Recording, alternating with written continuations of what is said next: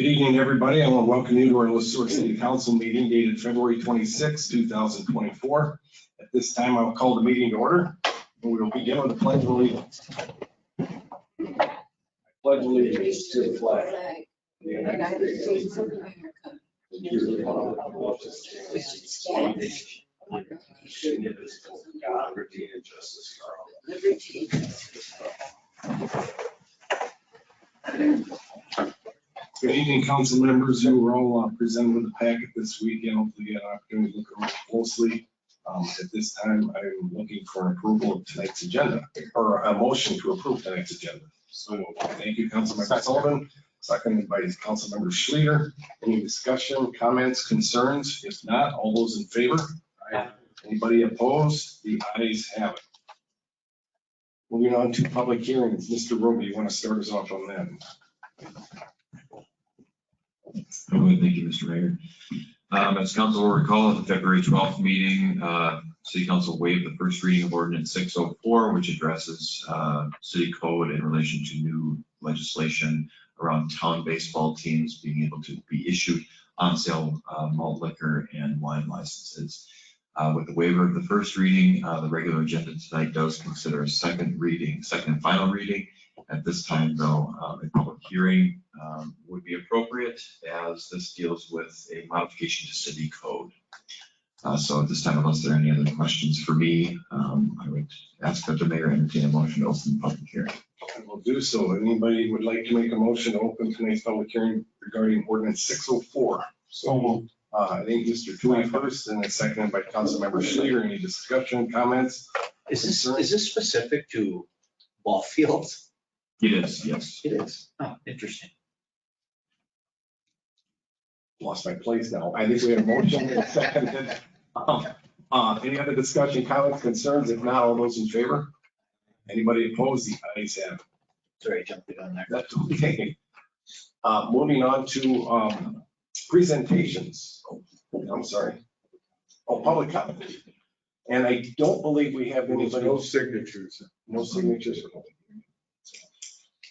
I'm sorry. Oh, okay. Yeah. So if there is nobody addressing the public hearing, no speakers for that, correct? And we got to vote that closed, correct? Okay, so at this time, I'll entertain a motion to close tonight's public hearing regarding Ordinance 604. So moved. Thank you, Councilmember Sullivan, seconded by Councilmember Williams. Any other discussion, comments, and concerns? If not, all those in favor? Aye. Anybody opposed? The ayes have it. Thank you very much for keeping me in line there, Mr. Roby. Moving on to presentations. Mr. Roby, you want to start us off with that? I'll give a very brief introduction. Thank you, Mr. Mayor. Tonight we have Sarah Burton. Sarah is a manager with Sueur Ambulance here for the Sueur primary service area. Sarah contacted me a couple months ago. We conversed every once in a while about the ambulance and joint services building. And she offered to come to City Council, make a presentation, give an annual report for the status of the Sueur ambulance service within the Sueur PSA. So with that, I'll let Sarah take it over. Well, thank you, Joe. Mayor, Council, appreciate the time to be here tonight. As you guys have the packet in front of you, just kind of a rundown on what we're doing, right? As you can see in the top left, it's pretty obvious of what the categories are, but what our top provider impressions are and our staffing statistics. The one thing I really wanted to hone in on tonight was let you know about something that Ridgeview did. Back in September, I spoke to Joe about this. I think summer, I had this kind of concept of how we're going to create this feeder system in the South, right? How we're going to get these employees to work for, $2 an hour. And one of those reasons was able to push through was doing a EMT class. So just for some history of knowledge, a typical EMT class costs about $1,600 to run per student. Ridgeview said, hey, we'll cover most of the cost. If you put in $500, we'll let you take this class. And upon successful completion, you sign in for a 2-year contract with us, then we'll reimburse that $500. So we were lucky enough to get 10 people to fill in, 8 of which were from Sueur. And, this time is moving on. This class is now obviously completed. And as of today, we signed on 8 new people for Sueur. So a huge bonus for our community and locally, right? And not just even for those students that put the skin in the game, but the two that taught it, which was Jen Hovick and Tom Spiel, and the time that that takes to put that together and do it. They were so successful with this class. I can't push that through to you guys enough how wonderful this was. Of an experiment and a trial for us too. So those people are Joe Hammer, Ryan Kale, Eddie Fahey, Lucas Losey, Thomas Shabil Jr., Sarah Spiel, and Evan King. So they'll be joining us. Actually, some of them are at the base tonight during some of their orientation stuff. So as this ball keeps rolling, we're gaining a lot of new ground here. With that, one of the things we had asked for over the last couple of months was the old police explorers room at the base at the Joint Powers Building, because we now have some staff that could be staying from out of town and a place for them to stay while they're here. And so we painted that room and got that one all freshened up for more people to be there if need be. Another thing to note was recently we asked the hospital foundation for a new cardiac monitor. So hopefully they'll be able to get that one down here and replace the old one we had. Other than that, that was kind of what I had. If there's any other questions that you'd have for me. Thank you, Ms. Burton. We appreciate your presentation. We want to thank you for your service. And I know we have a couple of council members who have all been part of that service over the years. And it's very vital to our community. And thank you for what you do. Yeah, thank Anybody you. else have anything? Yeah, Sarah, those 8 new recruits are in addition to the 10 that you have? Correct. Okay. Yeah, so we could be sitting at a really good roster. And the most incredible thing about this is, as you guys know, right, several of you taken this EMT class test, typically it's about a 60 to 70% pass rate. So that's kind of what I was expecting. With 10 people, we'll get about 6, right? 90% passed that test on the first time. So hands down to those guys, they truly did their work and had great instructors. So of those 10 that you have, how many are paramedics and how many are EMTs? Out of the current 10, Yeah. 2 paramedics, Tom and Jen. Okay. And I will, and I was really excited because several members of that class are currently sort of firefighters. So now we have several licensed EMTs as part of our fire service, which is a huge benefit to EMS within our community. And kudos to Jen and Tom for putting in the work. That's recruitment is challenging, and we're very fortunate to have an ambulance base out of Sueur. A lot of communities larger than ours don't have that. So to be able to recruit a class like this and put them through successfully is really awesome. The other thing to note on that is you'll see on here our typical response time locally is 8 minutes and 42 seconds. Just so you're aware that is consistent with downtown Minneapolis times, right? They have to, be on scene within 10 minutes, and we're doing that here in Sueur. Like, that's pretty impressive. That's an incredible response time. Yeah. Anybody else? Thank you. You're welcome. Thank you very much. Appreciate your report. Thank you.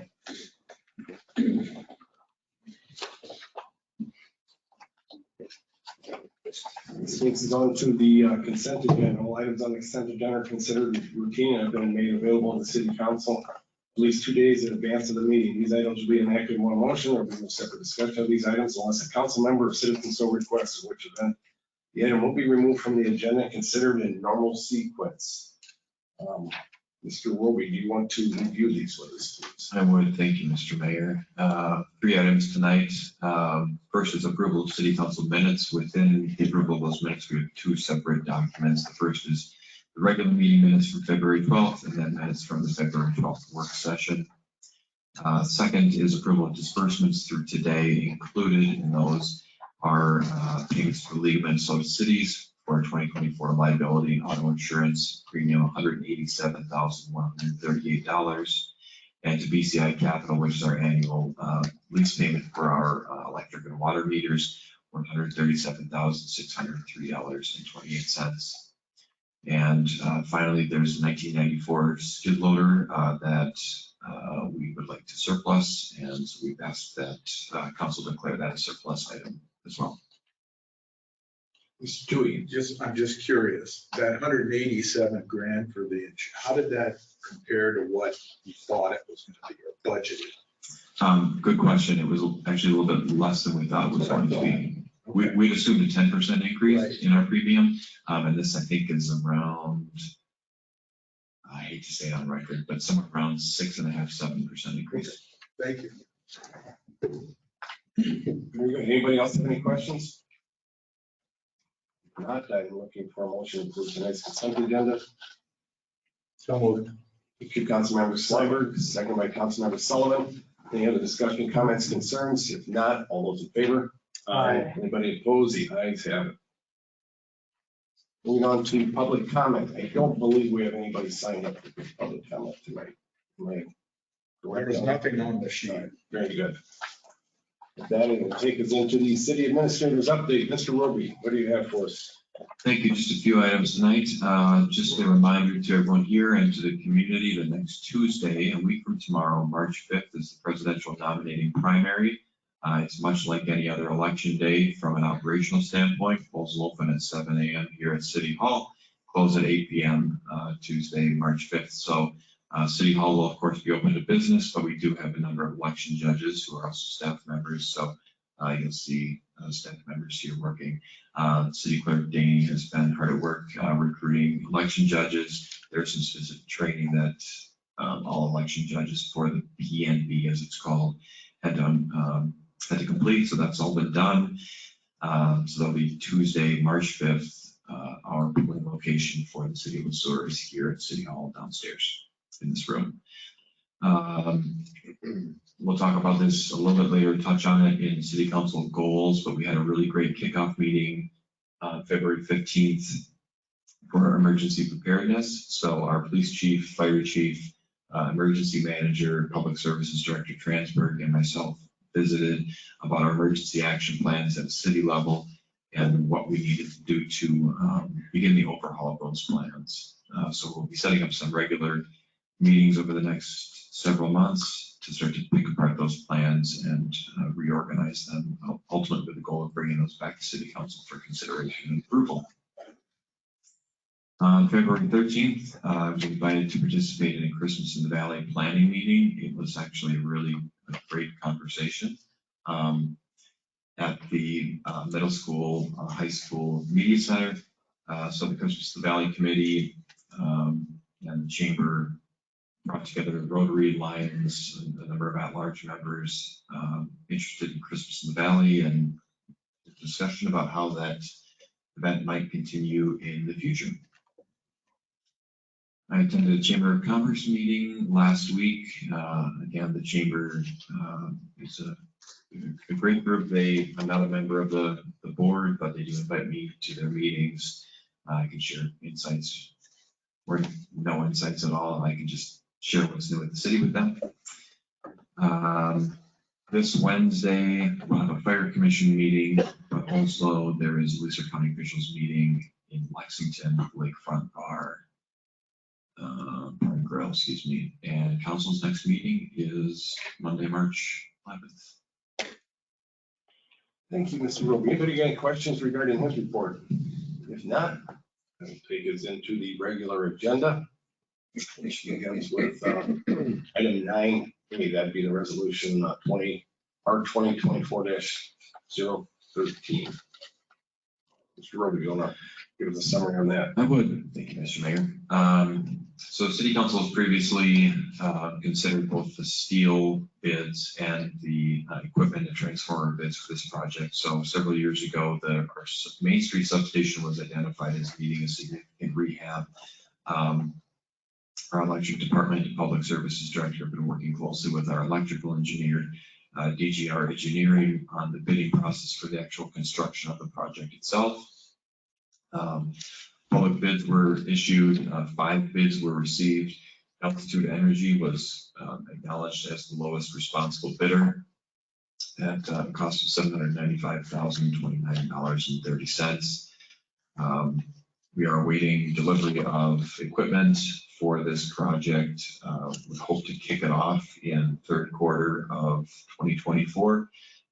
Once we get through our major power draw of the summer during our warmest months, we kick off the project at that point.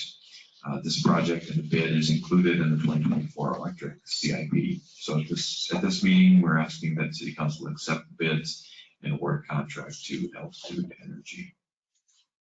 Anybody have any questions for our city administrator regarding this? Again, I want to reiterate, this is a part of our 2024 electrical CIP. If not, I will entertain a motion to adopt resolution R 2024-013.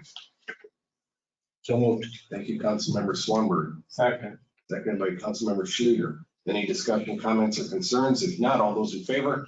Anybody opposed? The ayes have it. Moving on to resolution R 2024-014. Approved relocation of CASA 37. Mr. Roby, short introduction, please. Very short, yes, Mr. Mayor.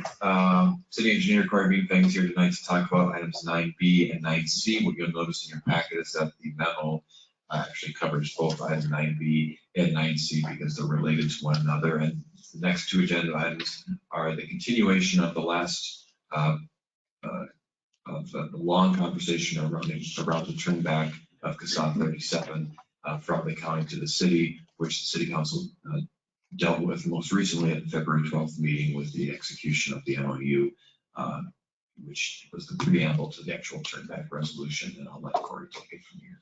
All right, thank you, Mr. Roby. Good evening, Mr. Mayor, Council. So just a real brief background, but as Joe alluded to, we last meeting kind of kicked off a two-part process to the turn back or the revoking of CASA 37. So tonight is the second part of that, the second step. We covered last time the CASA 37 corridor, so it's a little unique in its alignment, kind of consisting of really three local streets by name, Bridge Street, North 5th, and North 4th. And on the screen there is the official route of CASA 37. Deemed a redundant county corridor. We talked about the last time, but really this is one of three north-south corridors. So this is the one that's been identified, the middle one to be turned back.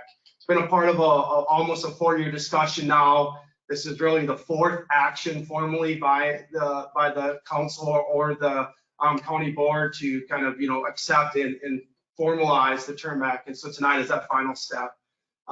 It does require passing of a resolution, and a similar resolution was passed by the county board, kind of the same. So both entities are agreeing to the turn back. Those are then submitted to the Commissioner of Transportation. He then recognizes officially the road removal as a county road, now then a local city street. So the memorandum of understanding really outlaid the terms approved at the 12th meeting. The resolution is really just a repeat of that, but the formal election to do so with the turn back.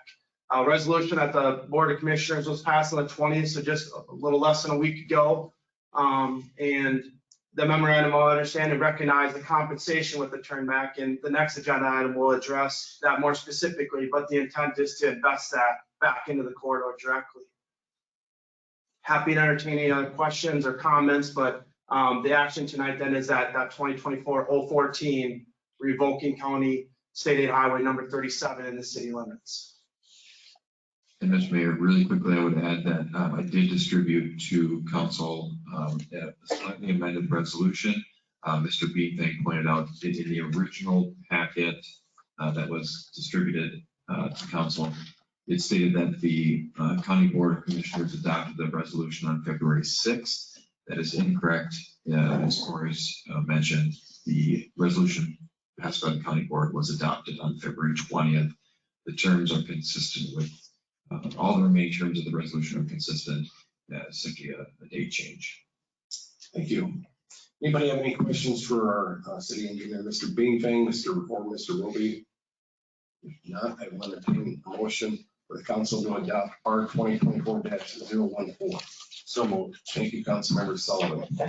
Councilmember Williams, thank you. Seconded. All those in favor?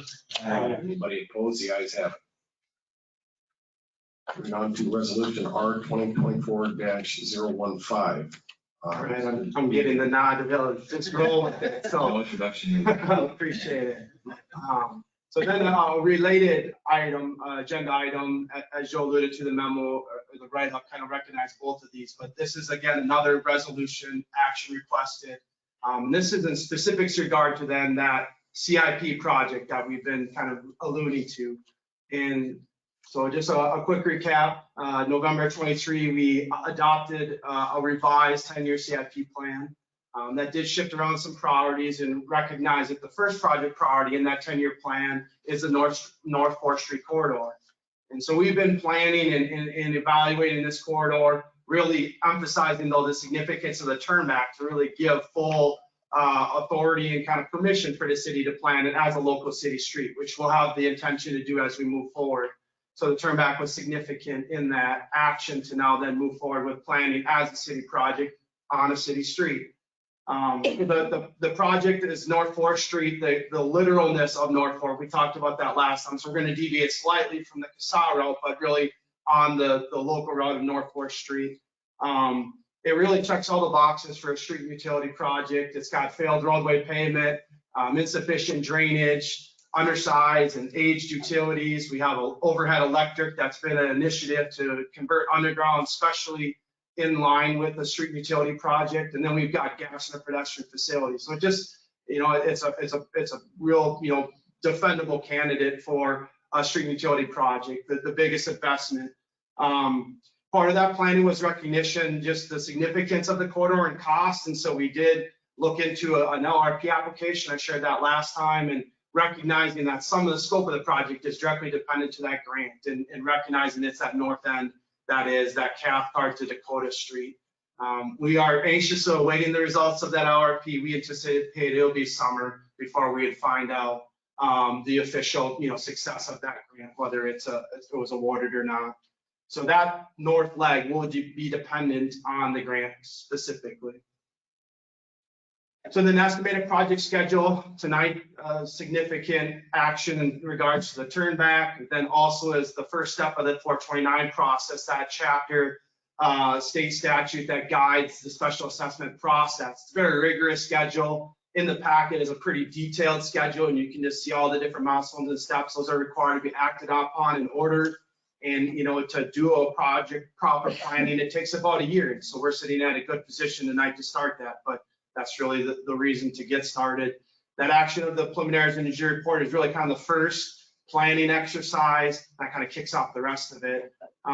Strategically, we're going to plan the full project corridor, and if the grant is unsuccessful, then we'll just drop that north end as part of the continued project process. But to not, say, get stuck behind, we're going to plan that preliminarily and then wait for the results of the LRP. The rest of the process kind of carrying us through the end of the year, anticipating bidding early next year, and then under construction, in 2025 if the schedule holds.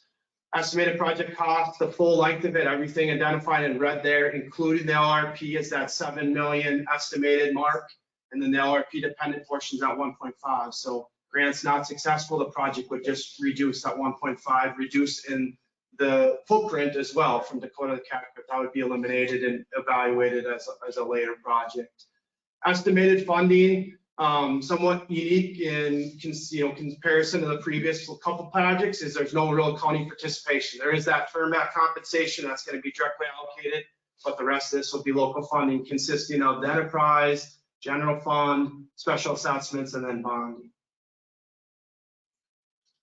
In the schedule, and I just wanted to kind of note specifically, is the public involvement piece. I think we've been successful in the last few projects about ensuring that there's transparency in this process and ensuring that the public are brought through and informed and a part of the decisions. And so I just wanted to recognize this specifically. The strategies we'll look to employ on this consistent with the past projects, but mailings, starting right away with the notice of project startup, just recognizing that this project is beginning planning, going to be present to survey activity and just different investigative measures. We intend to set up a website, a good place to reference and post data that's been shared throughout the project process, multiple year process here. We would reference that consistently, and then also through construction. If we get to that point, we found that to be pretty successful in updates and just a place of cataloging that history. Social media is a huge part of it with the city's Facebook page and other mechanisms we can to inform and give notices for meetings. And then the actual gathering of meetings, the neighborhood meetings, these are optional, but The past few projects, we've done a minimum of 3, and I think that's a good balance, more as needed, but a minimum of 3. One being the preliminary design, that would be spring of this year. Number 2 being the final design. I'd anticipate that to be fall, early winter of 24, and then pre-construction, that would be, call it spring of 25, but a place to share information. And then the 2 mandated hearings required through the Chapter 429. The improvement hearing would be the first. That would be in conjunction with the delivery of this preliminary engineer's report. So they call it spring of 2024. And then the special assessment hearing, that's the official adoption of the assessment roll.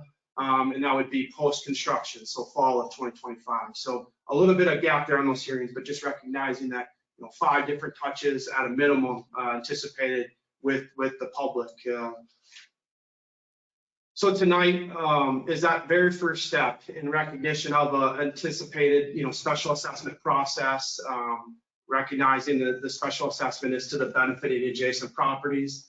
The report is required by law. It's to ensure that the proposed improvements necessary, it's affordable, and it serves the best interest of the public. So those are some things that the report will be required to cover.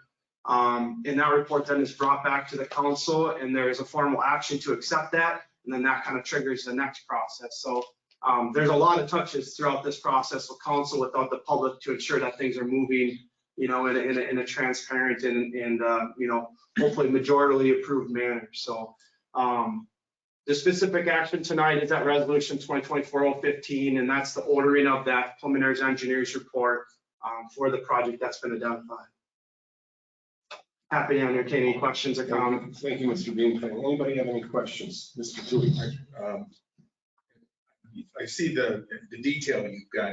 At what point does the city in this go out for bonding? Is that right after the bids are open? February of 25? Or do you go out now saying we can't, say $7 million?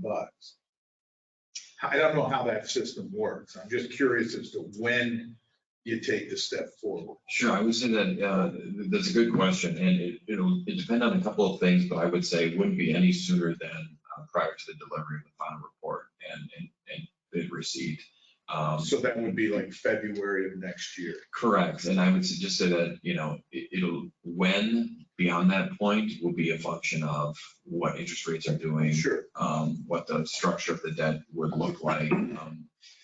We'll have a total cost estimated for the project. A portion of that will be in special assessments. We'll get the math on that. A portion of that will be electric. Electric will likely be a separate bond issuance altogether, just because there's some benefits that we can recognize through issuing electric service debt separately. And so we'll work with our bond consultants on that to determine exactly when that bond sale is done in the course of the construction. So we know what the assessments are going to be yet?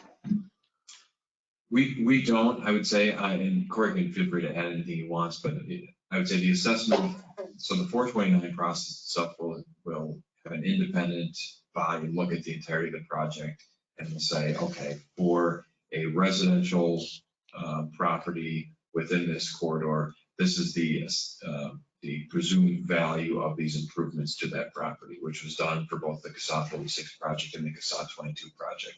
But what we saw with the 22 and 36 project was that an assessment of $7,500 per residential property was generally the finding for both of those, or that the findings of the 429 process found that the assessment of $7,500 per residential property was appropriate. I don't want to spitball too much and say what it might be, but and then commercial properties and other properties are assessed differently depending on square footage and whether there's sidewalk or trail in front of them, things like that. Yeah, if I may, Mr. Elby, just a couple of comments. One, going back to the original question about bonding, I'd say bonding is pretty typical around the time of acceptance of bids. You have an understanding of what that construction cost is. There's a contingency often that's still kind of held with the bonding, but that is really where the most substantial cost is going to come in the construction of the project. And the city on this project will be required to pay through that progress of construction. It's going to be a little unlike the last 2 projects where the county has been the funding agent, and then they've they've been requesting payment on a kind of a reimbursement basis, a post kind of, costs incurred. And so if you recall, in the past two projects, we've gotten a request for payment from the county kind of in two parts. One was, post engineering first year of construction, and then kind of a balancing one at final completion. So this is going to be a little unlike the previous two, where we'll have to pay for the process as it's happening, and the substantial costs will come in construction. So oftentimes the bond is sold as part of the bid consideration, so you have that money to be able to then move forward and pay for construction. Those monthly pay estimates that are anticipated to be required to be paid. So hopefully that answers the question. There's a variability to the process naturally, but that's the typical process. But recognize bonding will be a little sooner than what it's been on the previous two projects if you're kind of tracking the two processes. Regards to special assessment, so the obligation is to have a reasonable estimate of the special assessments with the preliminary engineering report, the preliminary engineering report. I believe we have a good body of work to do that. So we'll be able to, as Joe alluded to, reference that $7,500 kind of as a historic figure. The way the special assessment reads in Sueur, though, is it's based on a benefit appraisal, benefit special assessment appraisal, and we anticipate to kind of start that now with this process. And there is some time to that. I would be hopeful we would know that, by the end of the year. I would think would be our expectation, but it could take that long. But again, our obligation at the time of the report and the improvement here is just give a reasonable estimate to the assessment. The actual accountability of the assessment isn't until that assessment hearing, which is post-construction. So we have some time to vet that, but we recognize that that's a necessary step, is to get that special benefit appraisal for this North 4th Street project. And the way that they've been structured in the past, Joe alluded to it, they emphasize project type. This is a reconstruct. They emphasize use of property, whether it's commercial, residential, and then they give a range, typically a low and a high. And then council then provides direction on how they want to move forward with that. And then recall the ultimate assessment role is very much council elected. So you have latitude within that. But the special benefit is really to try as literal as possible the benefit that the property is receiving with the improvement. And that's almost to the letter of what Chapter 429 says. They want special benefit to be correlated to benefit. Well, we do a benefit appraisal to set our special assessment. So a really kind of defendable approach to the process. So hopefully that helps give a little more context. Do we have any bonds that are going to be paid off this year for the city?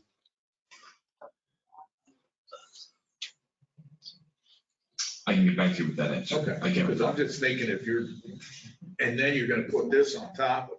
Yep, so that's part of, so we've had that conversation already, and it was part of the early conversation around whether we could do a project in 2025 with the expectation that there would likely be a bond payment either at the end of 2025 or at the beginning of 2026, and how that would time out with the rest of the bond payments, whether we would be able to, reasonably Get rid of one and add the other. correct, exactly, so that the levy takes as little impact as possible. That's the Yep. thesis behind my question. Yes, and so the Corey mentioned it earlier about the use of that $500,000 from the county as part of the turn back process. So we'll receive $500,000 from the county as part of the turn back. And, certainly there'll be some expenses, before we get to the point where we sell the bond as far as planning and things like that. But we could also use that $500,000 as a vehicle to make the first, say 2 bond payments or first interest only payment on the bond, and then the first principal and interest payment on the bond, if we needed to tie the gap over, so to speak. So it gives us a little bit of a cushion going into a project like this, where we have some funds already that we did not levy for, don't need to levy for, to put toward the project payment. Thank you. And if there's quite a gap with that payment you get from the county, you put that in a special fund or you invest that somewhere? Yeah, that would be an option, certainly. And Director Graff and I had that conversation this morning, that depending on the timing of the payment from the county and the timing of when we would anticipate selling the bond and that first payment being due, that we could put that money in some kind of vehicle that would earn interest. Nice, thank you. And I'm sure the city juggles these bonds pretty well. You guys know how to juggle them pretty well. You do it all the time. Yeah, so Mr. Graff keeps, and fortunately he's in Cleveland right now defeating Clippers, so he's can't speak to it, but if you were here right now, he would be able to give you that quote exactly on which debt is falling out specifically again this year and how much that is. But we can. Well, you understood what my question. 100%. You're not just going raising. Correct, the ideal is to keep it as consistent as we possibly Fair can. enough. Thank you, Mr. Tui. Good question. With that, any other questions? Otherwise, I'll entertain a motion for the council to adopt resolution 2024-015. Thank you, Mr. Tui. Thank you, Councilmember Williams. Any other discussion, comments, concerns? If not, all those in favor? Aye. Anybody opposed? The ayes have it. Moving on to resolution R 2024-016, Mr. Beanfang. I'm gonna roll with this one too. So resolution 2024-016, accepting bids for a 24 street maintenance project. So this has been consistent. This is our 4th year now for those that are keeping track of a consistent street maintenance program. The plan was really kind of adopted in coordination with the 10-year plan back in 2020.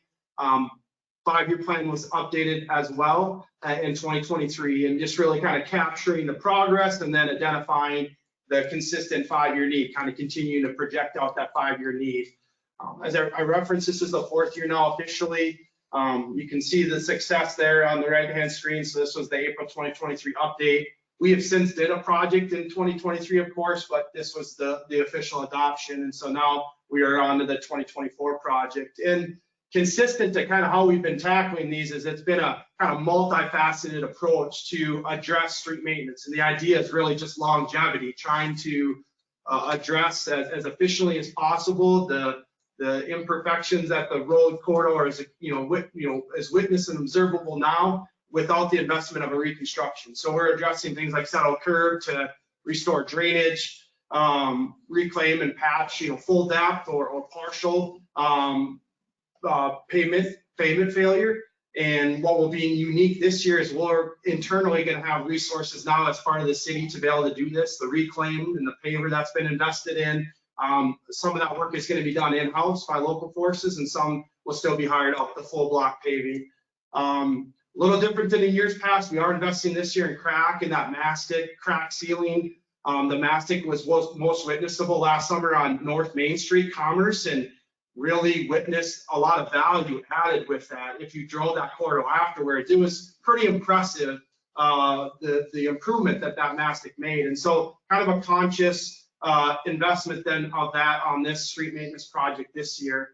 And then the sealing is what we're really in front of tonight. And that was a competitively bid project to do the seal coating, the oil and the chipping. A little unique this year, we're not going to do that second layer of oil, that fog seal that we referenced as. We're just doing the seal coat this year.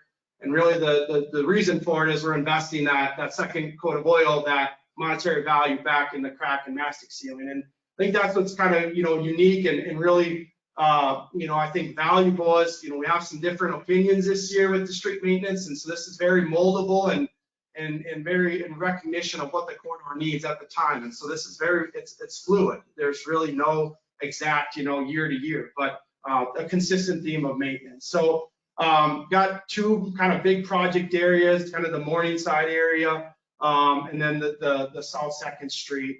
And then we've got some just different investments in kind of some pocketed areas, industrial, the fire department, and wastewater treatment.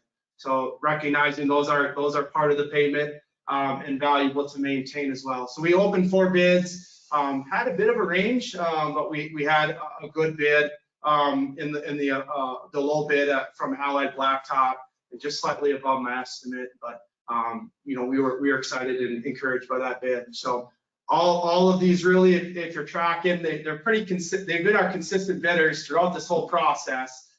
They just have been shifting orders throughout the years, and this is the first time working with Allied, but they've been a bidder every year. So this is just a continued investment in that 5-year plan. So this is budgeted in the budget, and then kind of dispersed through all those different work scopes that I shared earlier.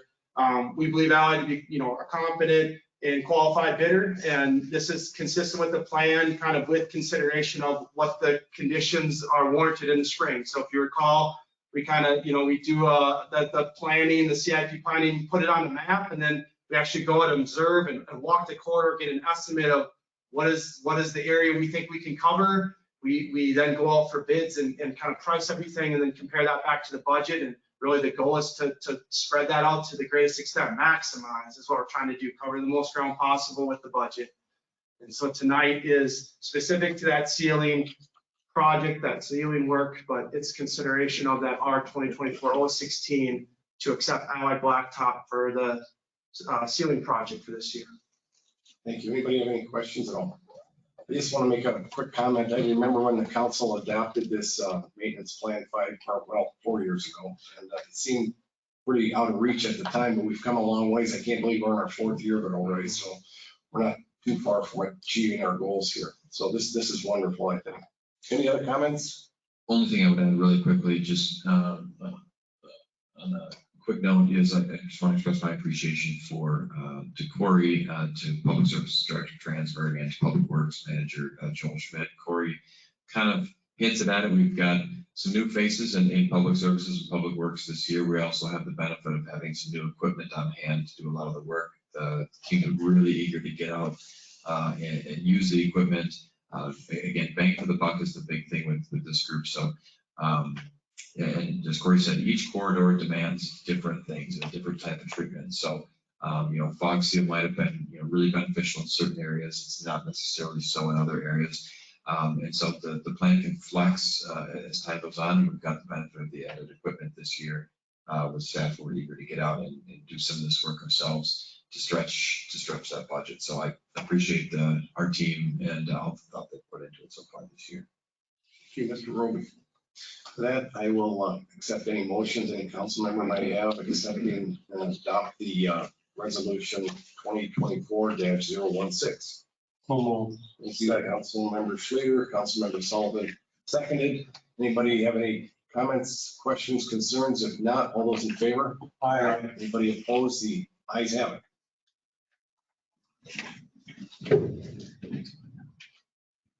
Thank you. That was a good report. I appreciate it.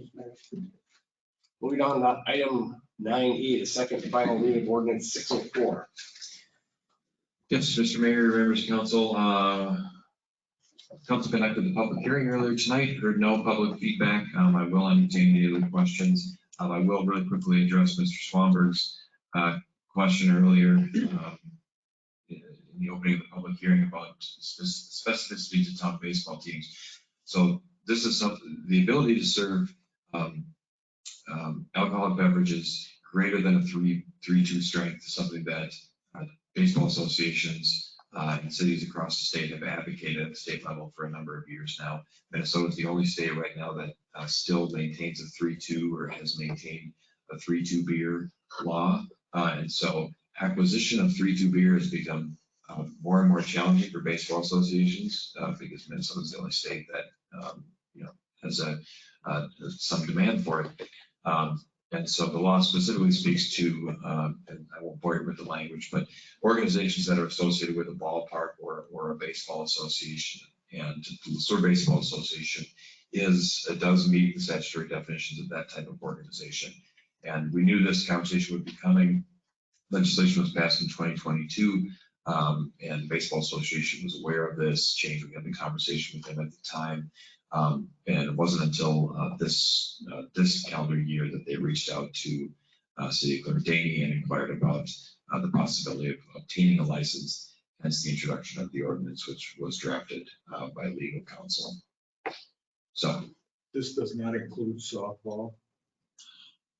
correct. It would any event that the Sueur Baseball Association or any licensee conducts at an approved ballpark, which for here would be Bruce Springfield, would be eligible. So in theory, if they were to host a softball tournament or something at Bruce Springfield or another event hosted by the association, Where they play, the softball league, it's not included.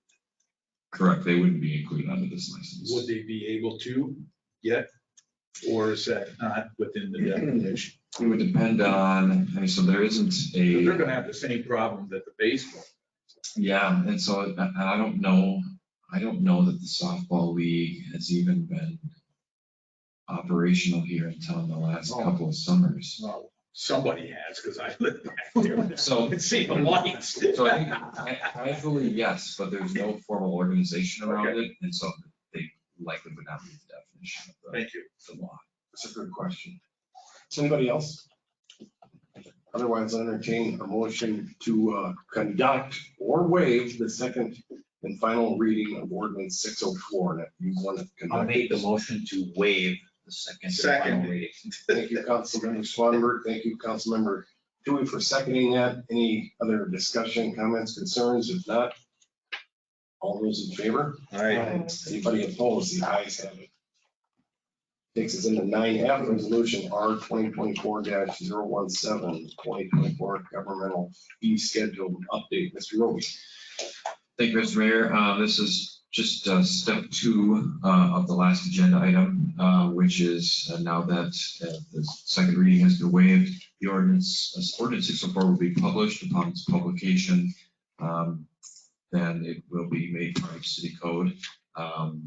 And the next step in that is issuing licenses. So the ordinance 604 will grant the city the ability to issue licenses for a town-based home liquor license.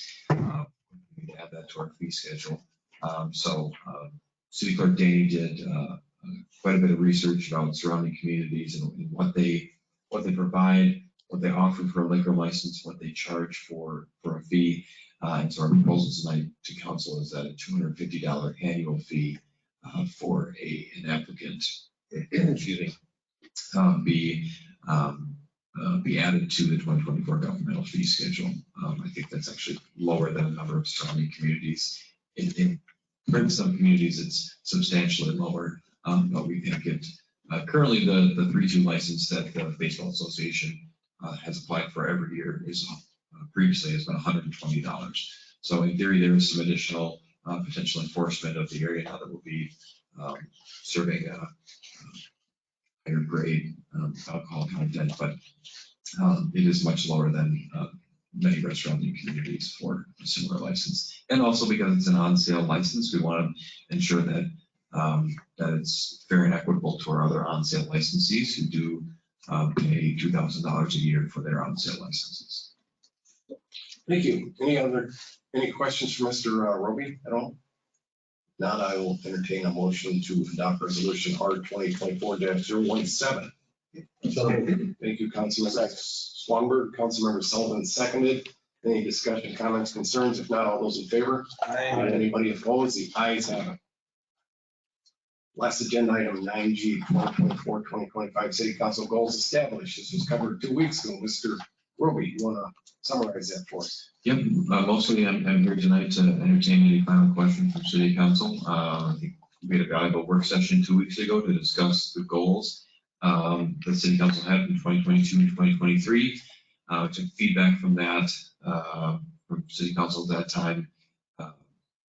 Modified some of the existing goals to, I think, maybe better align with where council was at and with progress that had been made, and put together a combined list of 8 different goals. And one thing that I don't know that I touched on a whole lot at the work session was the idea that ideally any goals that we set as an organization should be achievable, they should be timely, they should be relevant to what our current needs are and what council wants to aim for. And should be specific enough that we could reasonably at any point say, okay, this is what we're going after, this is what city staff is given direction to do. And then when we do check-ins on those goals, we can compare what the goal is with what our the status of the work on that goal has been. So